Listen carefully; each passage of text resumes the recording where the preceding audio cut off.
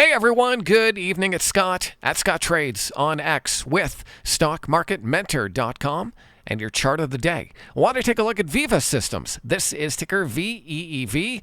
Now, VEEV has been going sideways for a couple of weeks. It gapped up here at the end of May following earnings and hasn't broken down. That's a good sign for the stock. It shows that even though the stock is well above the 200-day moving average and high above the 50-day, the sellers aren't aggressive enough to break it down, and they're holding it in and around these key moving averages. Now, I love a good long base because it gives you clear levels of resistance up here and clear levels of support down here.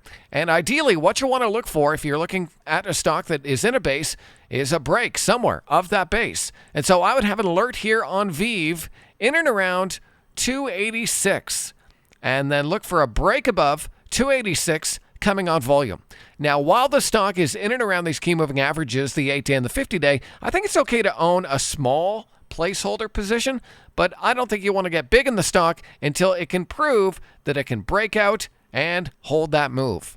So that's just one of many things we're looking at this weekend at StockMarketMentor.com. I hope it's helpful. Have a great weekend. I'll see you next time.